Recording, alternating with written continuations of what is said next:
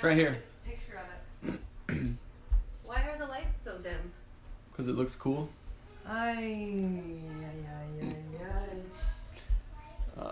Let's see, is it live yet? Okay. Now wait a minute.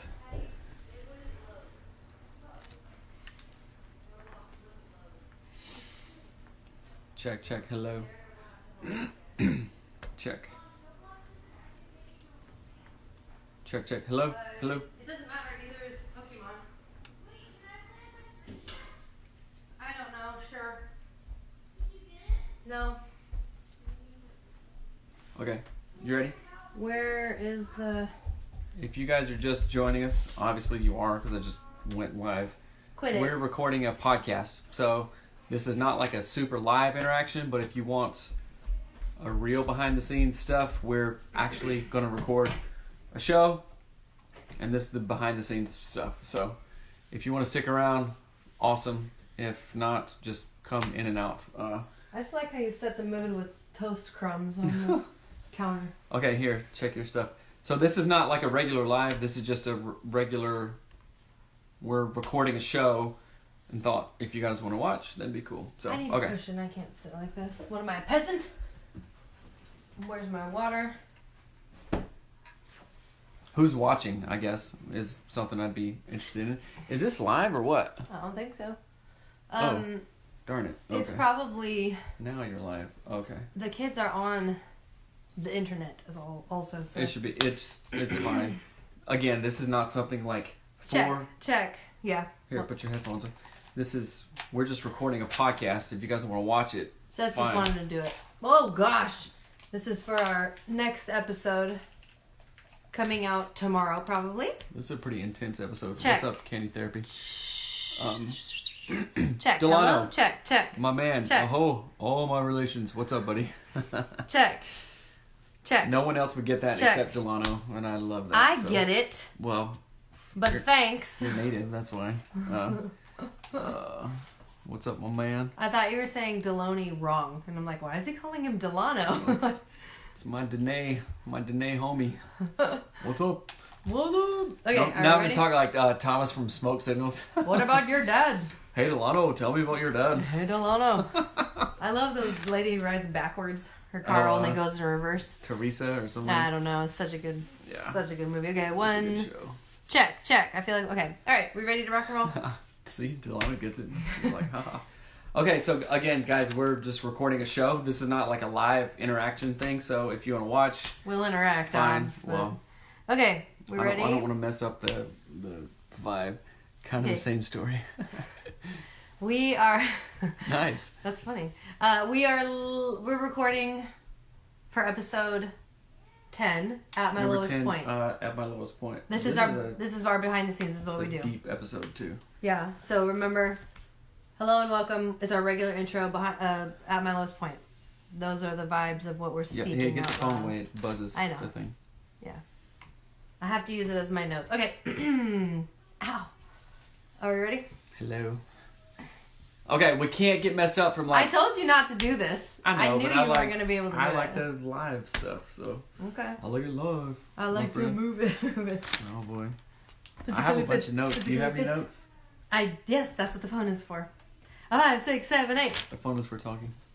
Hello and welcome to the Anatomy of Marriage podcast. I'm your host, Melanie Studley. What's up, my friends? My name is Seth Studley. I am a licensed marriage and family therapist, and welcome back for episode 10 of season 1 called named At My wish Lowest I Point. wasn't a thing. Named At My Lowest Point. At my lowest point. This episode, if you're new here, welcome. We have over 300 shows about all things marriage and relationship related. And this episode is a pretty intense one, so you need to be aware that there are some triggering things, but we will warn you in the show.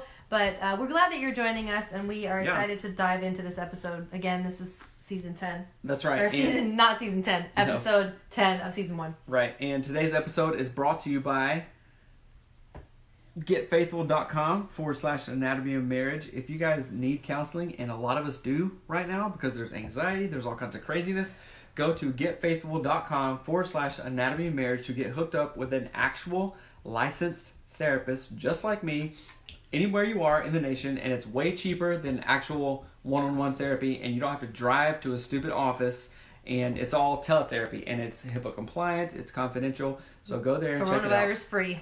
Exactly. And also, it's brought to you by audibletrial.com/anatomy of marriage. Get free audiobooks. If you guys are champions like me and Melanie are, because we're awesome, you're going to listen to books.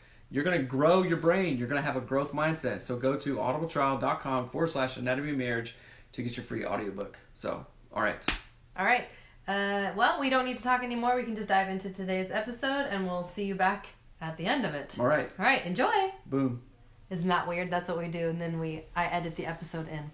Yeah, it's like real life, but like not. But then it is. Shut up. That'll be obviously edited out. What's up, Curtis, my friend? Okay, so Core toys. Toys. Toys. That's right. Okay, we're going to Dive back in. So, okay, ready? 3, 2, 1, and we're back. That's not appropriate for this episode's tenor. All right. Tenor Sorry. and attitude. 3, 2, 1. Okay, guys, that was a heavy episode. Yes, it was. What were some of the takeaways that you got from that one? Well, first of all, just like not a takeaway piece, but like a mood. I was like, what? Mm-hmm. We talked about this stuff. Did those things. We did those things, and then we shared it with zillions of people. I was actually like taken aback, almost like, does this feel awkward? We're arguing. I don't like this kind of thing. Yeah. And then like sharing about the post of like we were hurting ourselves. Yeah. You know, and I mean, we already said it, so I said that before, so I'm not gonna like go back on stuff. It's just like a real. It was real. A real thing. Mm-hmm. You know what I'm saying? So yeah, I have a bunch of notes, and I'm not gonna lie. During some of the re-listening, I listened to it today. I got the real feels and some cold chills. Oh, whoa. Cold chills. Cold. You sound like your mom. I know. Cold chills. And it was real. So what did you think about it? Just like first glance. Yeah, well, I'm trying to think. I listened to 11 and 10, so I'm getting them mixed up. Okay, so this is number 10. And this is all about... Not 11. About a lot of stuff. Like there were... At a lowest point. We recorded arguments. Yeah. Sorry, I'll edit that out. My brain couldn't remember it. So, one of the biggest takeaways for me, and I wrote this on my notes, was that my mental health issues in our early marriage were a combination of, number one, not realizing that there was depression and anxiety in my family. And that has... What is this? This is... It has auto-corrected into a hilarious thing. That there was an enormous lack of skills on my part for how to deal with things emotionally that bothered me. And I never saw conflict resolution modeled in my home in a healthy way. So I literally It was like people got quiet and then kind of pissed off. And something's weird. It wouldn't really happen in front of people. Because there was so much... I say there was so much drama in my home, but it wasn't the explosive kind of drama that you see like in movies. It was this like... in my family. Like in your people family. People were like... Wah. Yeah, in my home, what was modeled was you can tell people are angry, you can tell something's going on, but you don't see the actual conflict happen. From adults anyway. I would see my siblings do crazy stuff, but I would never see my parents do anything. So that was, I think, when I look back at this episode, I think, why were we so insane? Why were we so terrible? Why couldn't we manage with these things? So when you say so insane and so terrible, I don't think that if people don't listen to this, the earlier part of this episode, they won't know what we're talking about. What do you mean? Like, oh, we're so insane or whatever. But we were really thinking a lot of crazy things, and there were so many maladaptive reactions going on that we were in it and we didn't realize it. But like the listener who's just like maybe tuning in or something is like, oh yeah, marriage is crazy or whatever. They wouldn't understand actually what we're talking about if they don't go back and listen. You know what I'm saying? Are you telling that to me or them or is this going in the episode? I don't understand why you're saying that. I think so. Cool. If I watch Star Wars 2, do I not understand the whole plot of Star Wars? Why are you saying this? I don't know. This doesn't make any sense. Okay, sorry. Maybe you can cut that out. I'll have to cut it out. It doesn't make any sense. Okay. You weirdo. Okay, hold on. Let's. I was talking stop about. back again, then, Okay, go ahead. Start it back up. Oh, okay. Just with that genius note start that you lawnmower left us back on. up. Yeah, I just think that I didn't see it modeled in my home growing up. So when I hit real adult grown-up conflict, I had no idea what to do. And it was like, and I think I say this in the episode at one point, but there was a part of my brain that I was just like, I'm not going to take responsibility. I'm not going to be an adult. I'm not going to like take ownership of my behavior. I'm just going to do whatever I feel like doing. Well, do whatever you feel like doing and also blame me to the nth degree. But I felt like blaming you. Right. So I did. Right. But it's really weird because that's what I felt like at the time even. It was like the most monkey lizard brain place to ever be. Ever. And it was, not only was it like I felt that way anyway, but loaded on top of that was hormones from having a baby, hormones from taking antidepressants, terrible eating, sleeping, thinking habits, like every possible thing you could think of, apart from actual like addiction. Like I wasn't popping pills or drinking. That makes me think about like a lot of times we try to cope with all these crazy feelings that we have with addictive substances like drugs and alcohol, and so we're like stacking like the lizard brain crazy reactive piece and then stacking drugs and alcohol onto it, and then you're just a mess, and you're like literally nothing works spiritually, emotionally, physically. Nothing works good. Yeah, it's weird because I think that's a really cool, or not cool, but that's a really insightful way to think about it, because I think when I had my like aha moment, my wake up moment, like what am I doing? Why am I doing this? I think I became addicted to reading the Bible, listening to Joyce Meyer. I became addicted to hope. So like, that's a good addiction. Carrying coins around, carrying my Bible everywhere, listening to Joyce Meyer, watching her on TV. Like your coins are right over there. They are right over. My Bible's right there. My Joyce Meyer Bible is right there. I became like addicted to that type of hope because I wanted that change. But think about when we do the opposite and how we are so blessed to have held on to that. Like you set prayer alarms. You prayed. We prayed 5 times a day or something, which is more than people drink coffee sometimes, or drink water sometimes, or drink beer sometimes, right? Like that's crazy to think of what we could have done. I mean, we did do really terrible, dumb, idiot stuff, but we could have made it so much worse. And I think by the grace of God, honestly, that we got out of that, and we sort of both turned our eyes to Jesus and how to get out of it well. And I'm not trying to make this like a Christian thing or whatever, but that's what it worked for us. No, spirituality for us in that was a huge component thing. Yeah, that's all. And you know what's interesting is that in that I wrote, one of my things is we talk about this idea is that when you couldn't hold on and you were, for the most part of our early times in this season, you were holding on to the normalcy, like you were the ones keeping us together. Right. And then in the times when you couldn't do that, I would keep you together. And I think that was literally like a divine thing that would happen to us, where if you were really losing it, I would like swoop in and be the strong one for you, and vice versa. And I think that is God's design for relationships. Like I talk about the marriages 100-100 versus 100 or 50, you know, like that whole thing. And that's how I feel that like that if we can understand that conceptually, it's so beneficial for our relationships to see that we are designed to hold one another up. That is God's design for us, and not as like a crutch all the time, but when we need it. You know what I mean? Yeah, and it's almost like being on a healthy team. A healthy team, is that what you said? A healthy team, like at work or something. If you see your coworker struggling with something, like physically or emotionally or whatever, you're going to intuit that and jump in and, or even like playing soccer, pick up the slack. Like if you're like if you see, oh, that person isn't covered all the way, I need to get over here and I can do that. I think one thing, one of the things that really moved me and like gave me the feels when I was re-listening to this is when I was recounting the time when I was doing like, I'm trying not to say like, so when I was going through a really tough time, and I'm telling the story about when I broke the door down and stuff, and went through your room, and you said, oh, I'm leaving, and all this stuff. And my absolute feeling of literally losing it. Yeah. You know what I'm saying? And I'm not saying losing it as in like a psychotic break. I've been with literally hundreds of clients who have had active psychosis, either hallucinatory,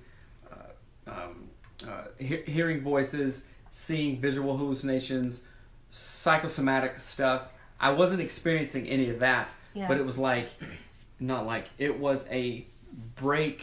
It wasn't a break like a from spiritual break. It wasn't a break from reality, because that's quite different. There's a difference between, okay, you have your brain is not here kind of thing, which I've witnessed a billion times. You've seen it too with clients that I've had before.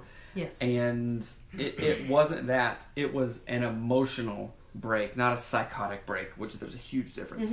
So I didn't actually lose it, but the point of holding on to stuff was much more difficult than letting go, right? And actually let go of things.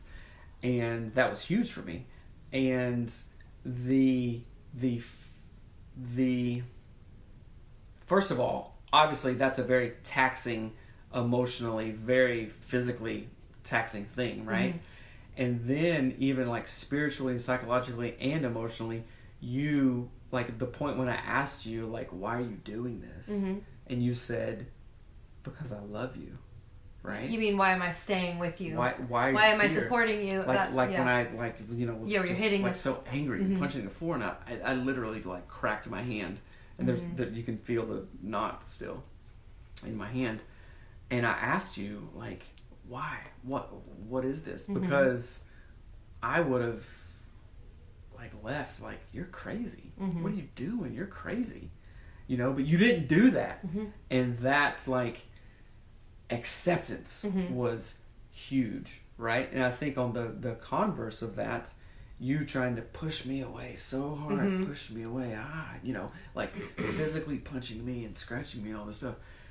You were trying to push me away, but I didn't leave. You know, and like right when I'm picturing it in our old house, right where the dryer was, sitting on the tile, you didn't leave me, right?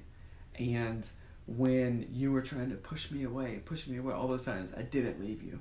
And that was the absolute crux of make or break, I think. You know? Well, to me, it felt like the evidence or the evidence and the assurance. Like, I treated you so badly. I treated you as badly as I could, almost, to get you to leave me so I didn't look like the bad guy. And then you proved to me that you would stay. And then the same way around, where as opposed to you being mean to me, the worst thing you could do to me is show me who you really are. What do you mean? Like, in your family of origin, that's not what you do. You hide. You do you just do the good thing, the right thing. Like, you say yes ma'am and no sir, and you do the nice things, and you go to the brunch, and I don't mean that in a mean way. Go to the brunch. You know what I mean? Yeah. Like, you eat the cat hair souffle. But you don't, the scariest thing in your family of origin is vulnerability, I think. It's exposing. It's true vulnerability. And I love your family to pieces. Like, I do not think there's anything bad about them, anything. But that is the ultimate, like, and the same thing in my family. The ultimate thing that I could do to damage my family is to actively be unkind to them. I was doing the worst thing in my family of origin to you, and you were doing the worst thing in your family of origin to me, and we proved each other wrong, essentially. We went, I pushed so hard and he didn't leave. So how about this? We were trying our best to perpetuate our family of origins maladaptive reactions. Oh, this is huge right here. Are you ready? We were trying our best to, like, I'm just gonna full tsunami you with my family of origins. It's like Harry Potter and Voldemort with the wands. Yes. Go ahead. Right? Yeah. But guess what? What? We broke that cycle. I want to give you a high five right now. We broke that cycle and said, no, I don't accept that. Avada Kedavra, that. Right? That was funny. I don't even know what that is. Expelliarmus. It's when you expel. Anyway, go ahead. Anyway, we were like giving our full force of basically our worst. Mm-hmm. We were giving each other our worst, Mm-hmm. right? And then something deep inside of us was like, no, I'm not having this. Mm-hmm. Like when you texted me over and over zillions of times, I want a divorce. I was like, no, Yeah. you're not. Yeah. Right? And then like when I was like punching myself in the face, breaking the walls Mm-hmm. With your head. with my, it was intense, which is even weird to talk about. You said, no, Mm-hmm. that is not too much for me to handle. Yeah. I don't think you're crazy. Mm-hmm. I'm not leaving you. I didn't abandon you. Didn't abandon me. I accept you for who you are. Mm-hmm. Oh, jeez. Yeah, it's I'm crazy. serious. That's like really, really super powerful.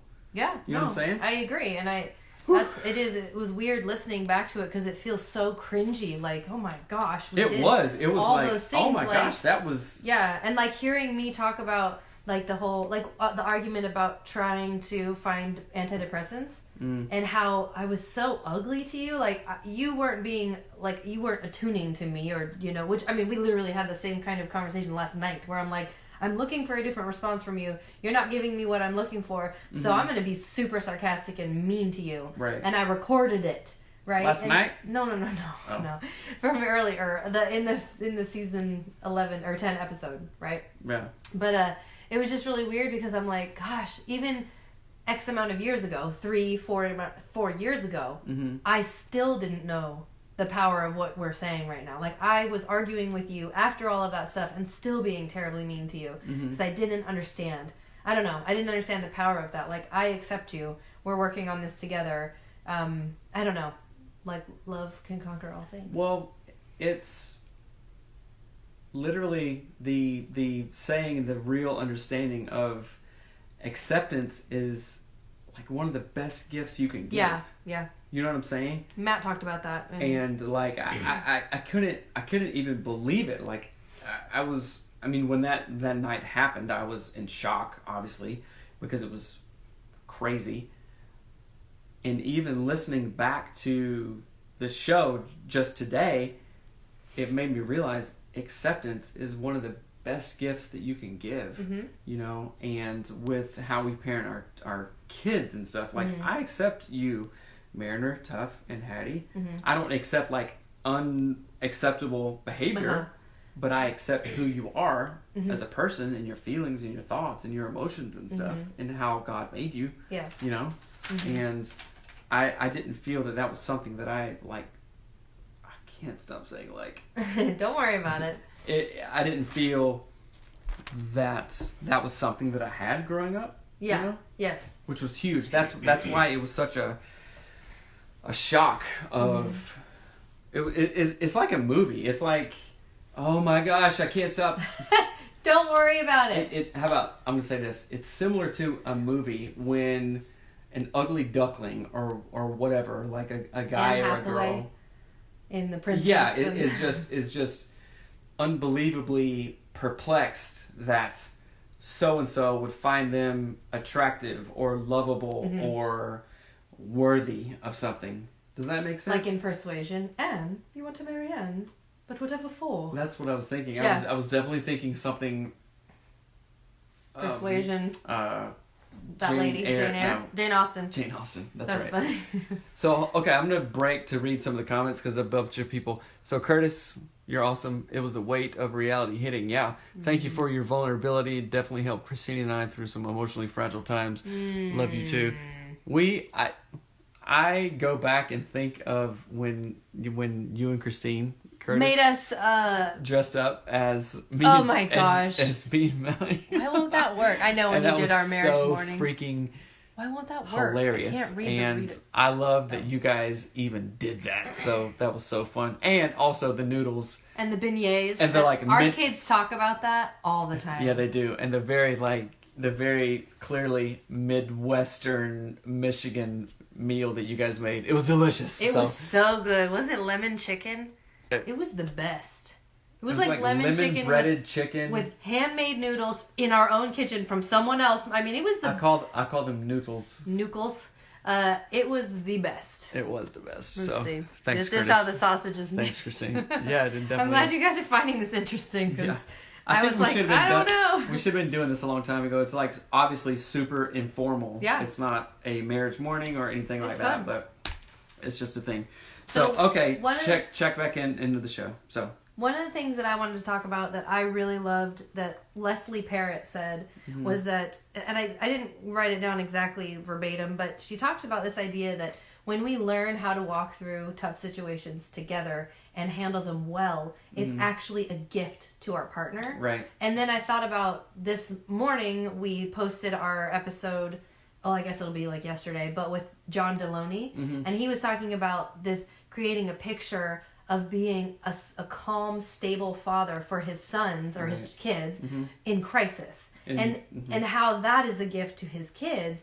And it really struck me that I'm like, oh, just handling marriage well and letting our children see that is a gift to our children. Yeah.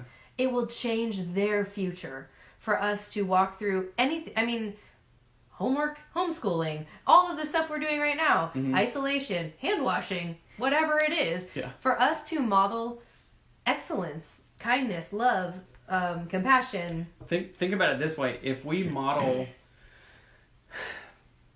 going to school, going to a job, cooking dinner at home, if we model that as if it is something normal and something easy and just something you do, what are the kids going to learn from that?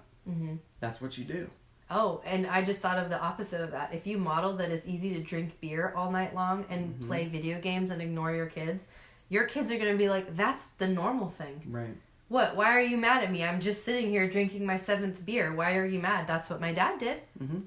That's normal. Why does it have to be a dad? Moms don't drink.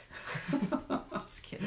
4th glass of wine. Wine. Yeah. You know, I thought that same thing about what Les and Leslie Parrott said. And I want to know what you thought of this, because she said marriage, or I think it was Leslie that said it, marriage is only as healthy as the least healthy partner. Tell me what you think about that, because I think when that aired, I was like, oh yeah, that's true. That's great. Yes. Because it's like the saying, the chain is only strong as the weakest link, right? However, is it as strong as the least healthy person? I don't know, because that almost like borderlines some... I could see how you could misinterpret that, but I will say that if there is one person in the marriage... Well, in our relationship, I would say for the first 7 years... I was literally dragging us down. Yes, I'm strong. And I don't think that means that you were doing everything right or that, you were like perfect. But I was definitely the weakest link. I was the least healthy partner. But it was more like an intentional unhealthiness, if that makes sense. Where I feel like I had the power to dismantle our marriage. And I can see what you're saying. But what I would like to reframe it and be like, almost think of it like it takes teamwork to make the dream work. Right. Like, because I could see someone using that against their partner. Yeah, like, because you're the unhealthy one. I don't like this as a blanket statement, like, oh, you're effed up, kind of thing. Excuse me, do not use that language. Okay. Messed up. Oh, you're messed up. It's you, right? I like thinking about it because if you're making choices that are destructive, yes, I can choose health. Regardless of what you're doing. You know what I'm saying? But I understand like the marriage dyad, which is a fancy whatever therapy word, but the marriage partnership, the marriage, not the whole system, is as strong as the weakest link, right? So our marriage is just between you and I. That has nothing to do with the kids or our jobs or anything like that, right? So if you and I are on weird terms, then yeah, the marriage partnership is as strong as the weakest link. But the family, like, okay, say you're like just tripping out on all kinds of stuff. I can still maintain normalcy for myself, for the kids, for our jobs, for our bills, no matter what you're doing, right? So I don't want people to misunderstand that part, I guess. And I just wanted to I thought what she said was good. I thought it was nice. Can I say something? Yes. Okay, so this is really important, and I think of this as the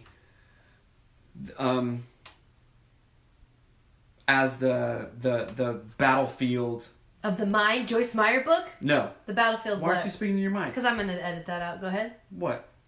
You think of it as the what? I think of this as the battlefield make or break kind of moment. Like, I've experienced this. I am never going back. I am putting my stake in the ground that is driven as solid as stone 300 feet into bedrock. Kind of like... It's your new cornerstone. That's right. And if you guys follow Dave Ramsey or anything, but he talks about, like, yeah, you know, never debt, never credit. And his kind of... Credit cards? Yeah, no credit cards or anything. His moment of that was when they were completely bankrupt, and he was literally afraid that his creditors were going to come and get his furniture, right? And that point he talks about, and that is when I decided right then and there, right? And that was kind of for me, as a man, as a husband, as a dad, I am never going to be this low in my marriage again. Yeah. You know what I'm saying? When, you know, I was doing all the self-harm, when you were going ballistic, it's literally a form, well, not a form, it is PTSD, right? And what the research bears out, you know, people that go through PTSD, of course they can have flashbacks and stuff like that, but as you get healthier, as you process that stuff, you are like, I am never going back there. And you defend yourself, hopefully in a healthy way, to not go back there, right? I will never make that mistake again. God forbid, hell or high water, I am never going back there, right? And that was a real defining moment for me. Sure, we've had low points since then, but those have been growth points, but not like, I'm going to kill myself, punch myself in the face, I hate you points like it was before. You know what I'm saying? And I think if marriages, or if you can even identify that in your own self as an individual and then let it travel over to marriages, if you can just remember how that felt, then you will force yourself into a growth mindset of, I'm not going back there again, because I have never felt so low, so depressed, so upset, so anxiety ridden, so traumatized as that. And that was something just very visceral for me. Like, no. Yeah. You know what I'm saying? Yeah. And I think that's really important, because it really was a galvanizing, concretizing point for me as a guy. You know what I'm saying? Yeah, and one of the things that Matt says it's in the next episode 11, but I wrote it down and I think it's really related, is that we talk about this idea of how I wish that, or let me say it this way, there's damage in not knowing how terrible you can actually be as a person. Does that make sense? You can cause damage. You have to know your potential of how low you can get? Help me out with that. I'll try to reword it. There is damage in not knowing that, like, if you believe that you're going to do the best thing, like you say that, you think you're going to rise to your level of your expectations, but you rise to the level of your training. You fall to the level of your training. Right. So I've never been married. I don't know how angry you can be at a husband. I've never had a baby and been postpartum, had postpartum depression. I didn't know what that felt like. I wasn't prepared. And the lack of preparation is actually damaging to my future, if that makes sense. And then on top of that, I guess all of that to say, if you have not gone through something like that, know that you can and prepare yourself not to. Like, literally pave the way to go down a different road. Don't set yourself up like we did unintentionally to slip down that slope of, I hate you, it's over, I'm going to lock myself in this room, now I'm going to break down the door, now I'm going to, like all this terrible mess that we got into because we didn't think that we were capable of being that terrible. Right. Like, I never in a million years, when I stood on the steps across the street and said, our vows and said I do and one who's going to love you forever, that I would one day be like literally saying I want a divorce multiple times a day, every day. Or you're trying to like not live. Yeah, or I'm telling the doctor, yes, I want to die. Like, I want to die and I have 2 tiny kids at home and nothing is bad in my life other than I hate all of it. I would have never imagined that. And so I think there's an element of like that, what is it, the stoicism, like shake some stoic salt on it and just be like, no, we're capable of really terrible things. And if I'd have known that, yeah, maybe it is an idea of you're human, we're human, we are actually capable of the very best of things. We can, I coined this phrase of, let me think of what my even own words were. We are far less important than we have ever thought, and at the same time, we are the greatest thing that ever lived. And let me explain that, because people go like, oh my gosh, you just lost your brain, right?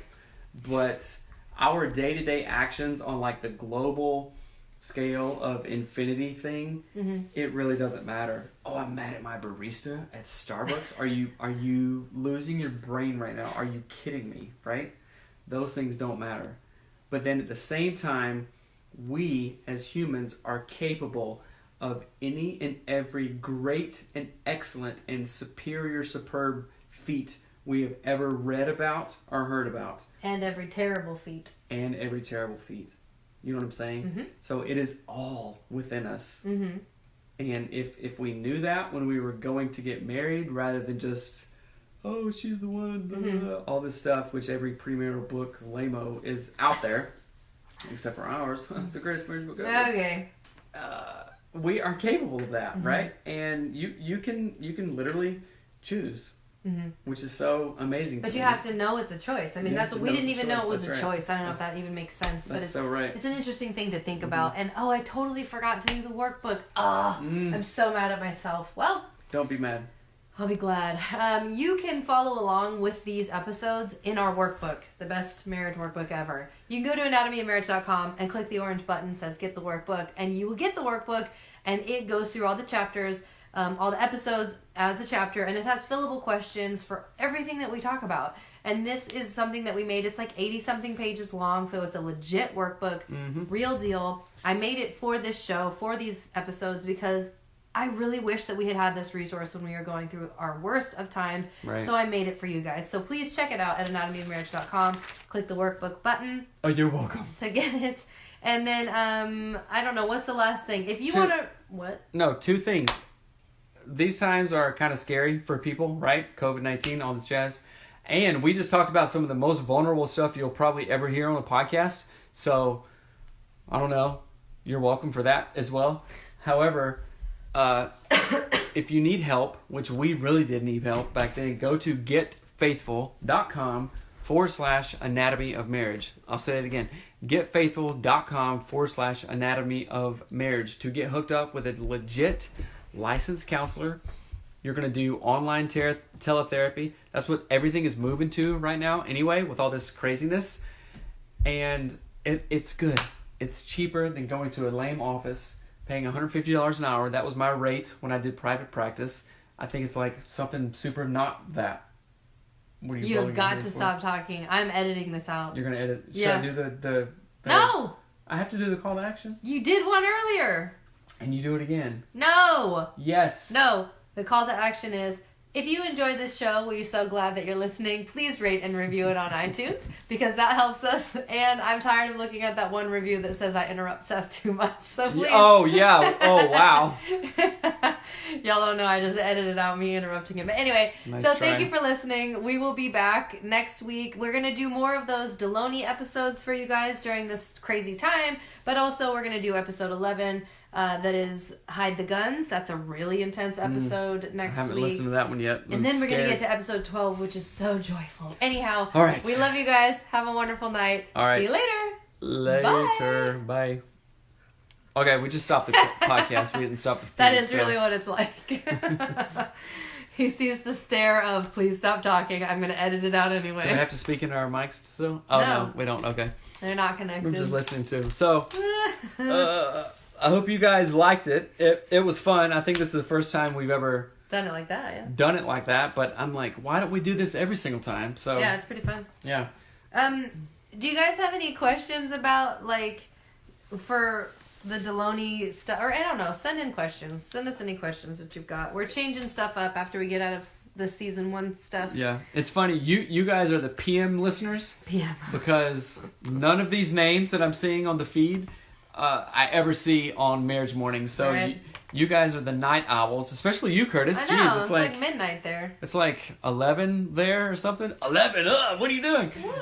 No. But it's good night, Yeah. Curtis. We are so glad that you were on this. Yeah, for sure. Somebody says, I already reviewed the podcast, but I wish I could review again to take that awful review out. It makes me so mad. It's like, come on. That's how we talk anyway. I mean, I can't help it. Oh, Curtis, a baby. Yeah. So sleep for That's you right.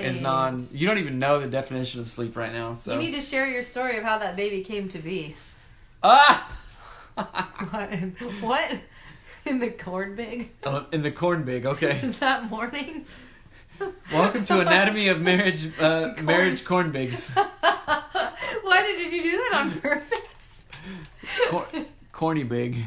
Corny big, that was really funny. That is funny.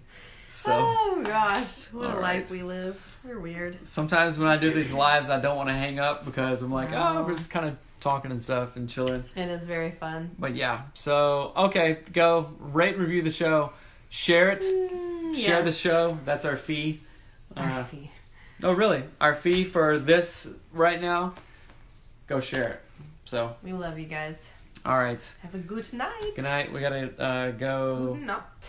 Is it 9? It is Oh 9. my gosh, it's bedtime. All right. Nayiri Marie, Zodani, Bethy Yee. I love reading all the names. Andy, what's up? Curtis, what's up? Andy says morning. It's morning. Morning. Cassie, what's up, my friend? Melissa, how you doing? Hope you're good. Let's see. Laura, Anthony. So this is how the sausage is made. Yep, that's Yep. what I said earlier. This is how the sausage It's is made that way, so I can edit out whatever I want. that's right. It's the best power in the world. Thanks for the hearts. All right, guys, we're leaving. We Bye. love you. Bye. Bye.